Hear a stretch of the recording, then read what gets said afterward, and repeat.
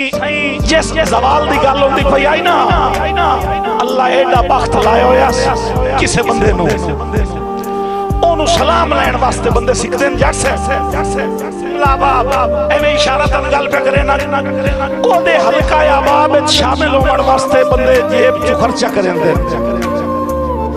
एडा बख्त ऐसो कहीं दे चोले ते लिख छोड़े ते करोड़ां में बिक जावे। बिस्मिल्लाह, सदा सलामत रखो।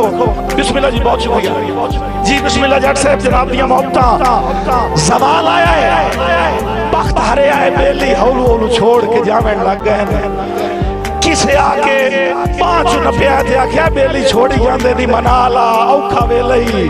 तवज्जो करनी है पिछले आखिरी बंदे तक, ओदा हाथ।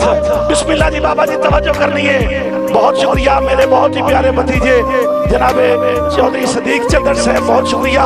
सही हाथ छुड़ा के आ जाए और कमलिया बेली देंदे न आसरा बेलियां नूं जदा आके सैयद डुलावे। सदा सलामत रहो। बेली देंदे न आसरा बेलियां नूं जदा आके सैयद डुलावे। और पाठ कटना ही हो जाए लगदे नूं जेड़ा औखे च मुंह परतावे। बहुत शुक्रिया। पाठ कटना ही हो जाए लगदे नूं जेड़ा औखे च मुंह परतावे। बहुत शुक्रिया किबला।